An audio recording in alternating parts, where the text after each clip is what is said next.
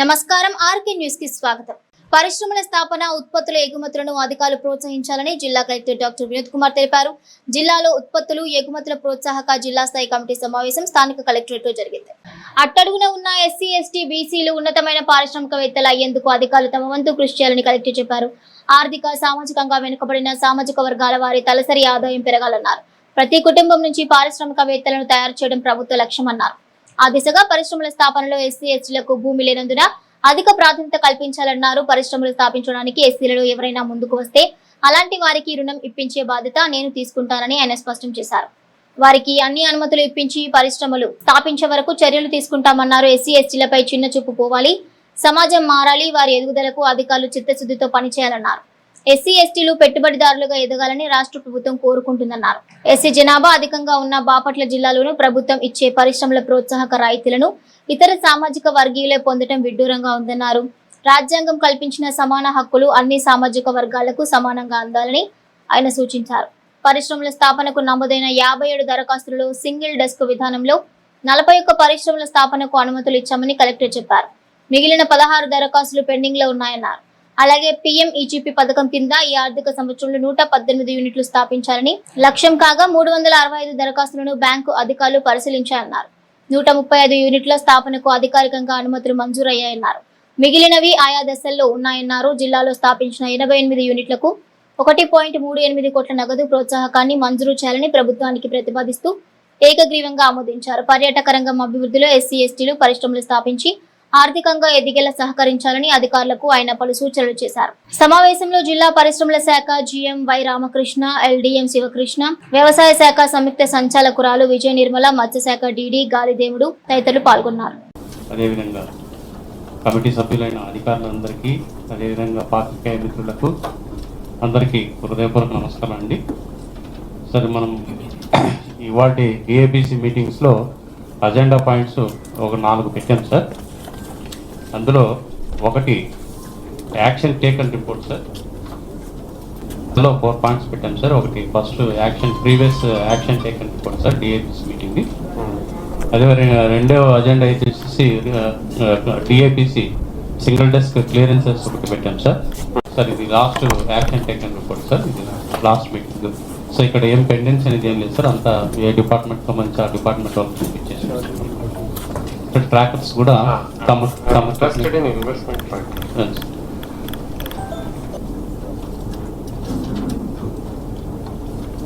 Investment trackers లో కూడా ఆ రోజు అంత వాట్సాప్ గ్రూప్ క్రియేట్ చేసి అందరూ మొత్తం అందరినీ దీనిలో ఇన్వాల్వ్ చేయాలి సార్. మేము ఫైనాన్స్ వాళ్ళని మొత్తం LDM గారు, APSFC వారు కానివ్వండి, అలాగే ఈ నాబార్డు, ZMAPAC, టూరిజం, DRTA వీళ్ళు కూడా ఈ మన ఫుడ్ పాలసీ ఒకటి రీసెంట్గా ఒకటి స్టార్ట్ చేశారు. అది చాలా స్పీడప్ అవుతా ఉంది.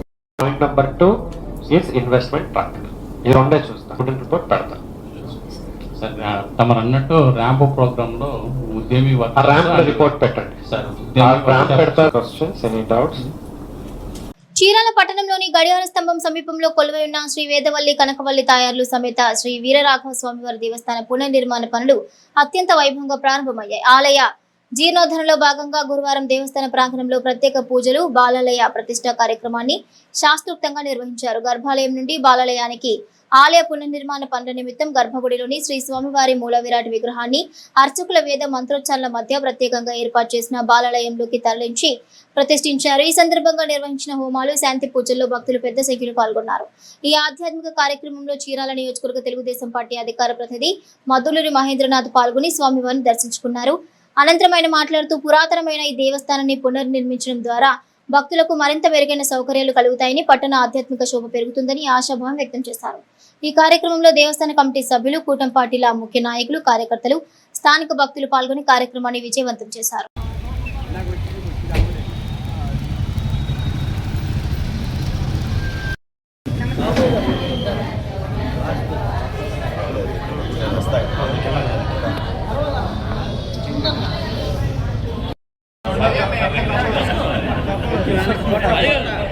నువ్వు తీసుకుంటే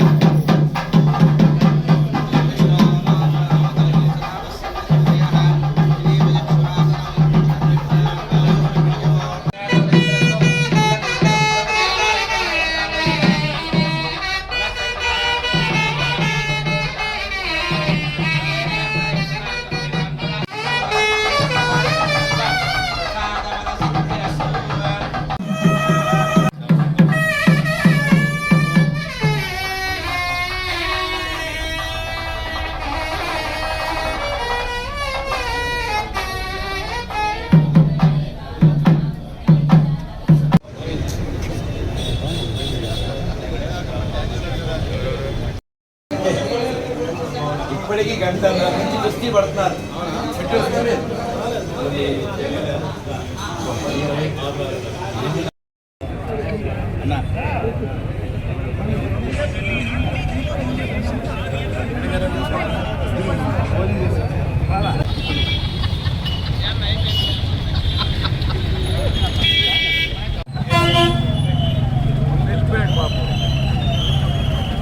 ఈవీఎం గోదాములను పటిష్టమైన భద్రతతో ఉంచాలని జిల్లా కలెక్టర్ డాక్టర్ వినోద్ కుమార్ తెలిపారు.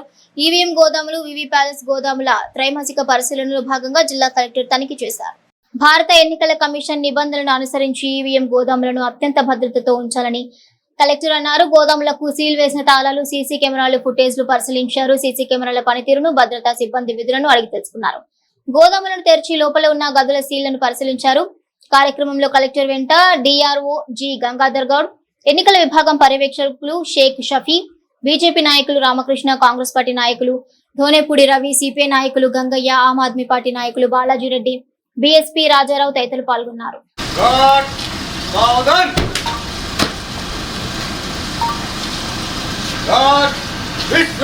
ఓపెన్ చేయాలి కదా.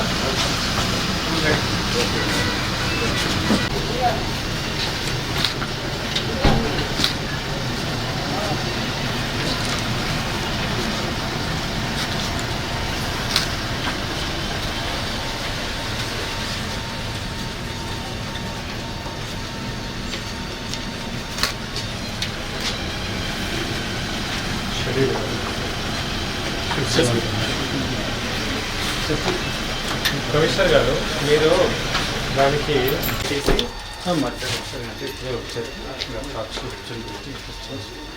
మీరు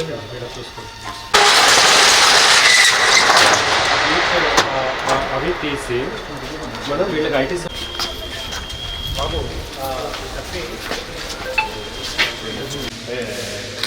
బాపట్ల సంవత్సరం 48% హౌస్ వెల్కమ్ క్లియర్గా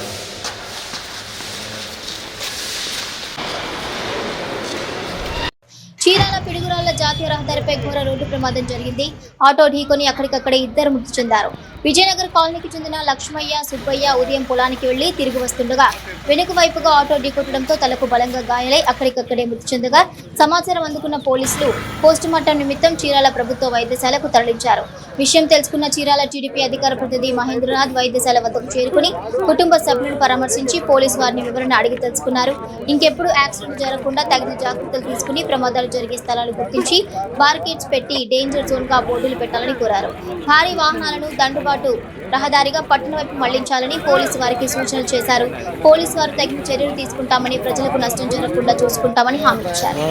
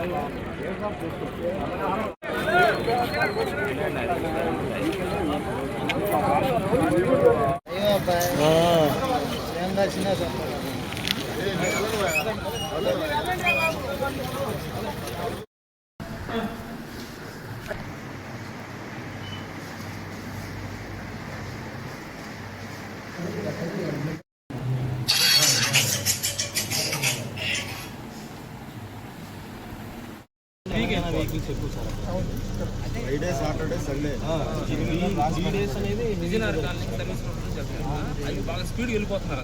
టౌన్కి వెళ్ళే ముందు వెళ్ళిపోతుంది. అది పగల కొట్టే రోడ్ ఏంటి కోసం దాని రోడ్డు కంప్లీట్ అయ్యేది.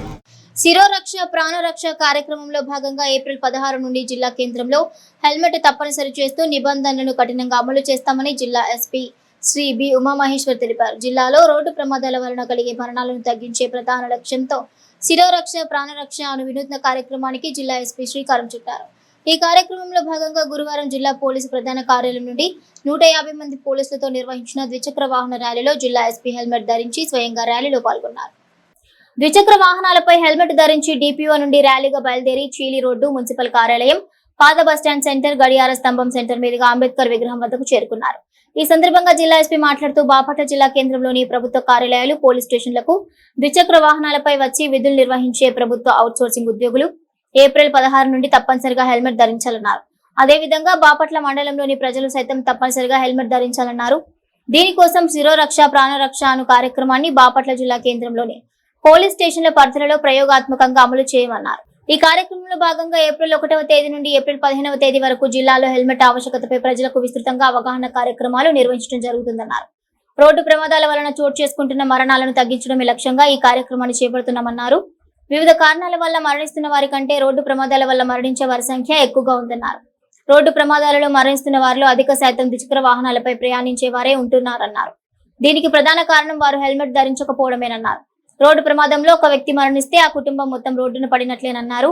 బాపట్ల జిల్లాలో గ్రామీణ ప్రాంతం అధికంగా ఉండటంతో పాటు విద్యా సంస్థలు ఉండటంతో ఎక్కువ మంది యువత వ్యవసాయం, ఇతర వృత్తులు చేసుకునే వారు అధికంగా ఉంటారన్నారు. ప్రధానంగా వీరికి అవగాహన కల్పించవలసిన ఆవశ్యకత ఎక్కువగా ఉందన్నారు. రోడ్డు ప్రమాదం సంభవించినప్పుడు ద్విచక్ర వాహనాలపై ప్రయాణించే వారికి ప్రధానంగా తల భాగాలకు తగిలే గాయాల వల్ల మరణాలు సంభవించే అవకాశం ఎక్కువగా ఉంటుందన్నారు. తలకు తగిలే గాయాల నుండి రక్షణ కల్పించడంలో హెల్మెట్ కీలక పాత్ర పోషిస్తుందన్నారు. ద్విచక్ర వాహనాలపై ప్రయాణించే ప్రతి ఒక్కరూ హెల్మెట్ ధరిస్తే అది తలకు రక్షణ కవచంలా ఉంటుందన్నారు. ఏదైనా అనుకోని ప్రమాదం జరిగినప్పటికీ ప్రాణాపాయం లేకుండా గాయాలతో బయటపడే అవకాశం ఉంటుందన్నారు. దీనిని దృష్టిలో ఉంచుకుని శిరోరక్ష ప్రాణరక్ష అనే వినూత్న కార్యక్రమాన్ని ప్రయోగాత్మకంగా బాపట్ల జిల్లా కేంద్రంలోని పోలీస్ స్టేషన్ల పరిధిలో నిర్వహించనున్నట్లుగా తెలిపారు. ముఖ్యంగా యువత మేలుకొని తల్లిదండ్రులను, కుటుంబాన్ని దృష్టిలో ఉంచుకుని ద్విచక్ర వాహనాలపై ప్రయాణించేటప్పుడు హెల్మెట్ ధరించాలని తెలిపారు. కార్యక్రమంలో జిల్లా రవాణా శాఖ అధికారి TK Parandhamareddy, Bapatla DSP P Jagadish Nayak, Bapatla MVI DV Rangarao, Bapatla town rural station rural circle సీఏలు Rambabu, Prabhakar, Harikrishna, SP2 inspector Rambabu, reserve inspector Srikanth, ఇతర పోలీసు అధికారులు 150 మంది పోలీసు సిబ్బంది పాల్గొన్నారు.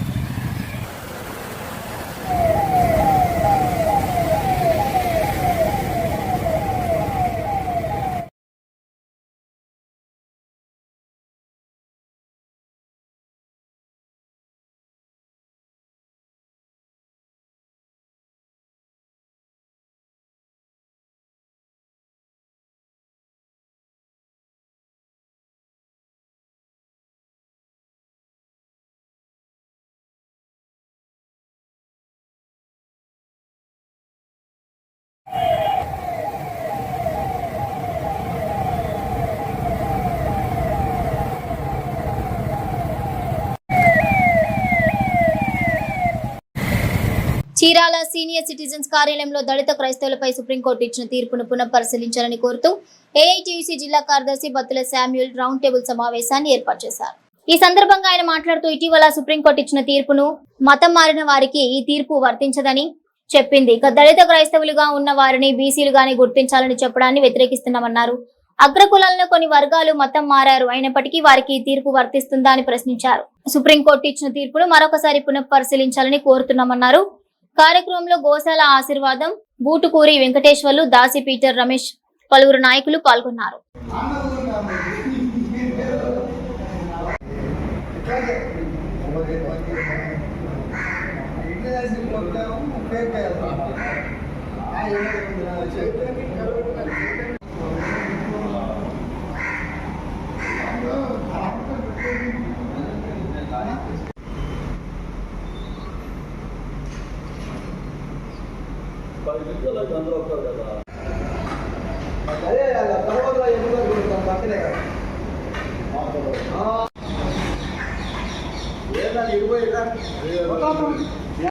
ఆర్కే న్యూస్ సమాప్తం. నమస్కారం.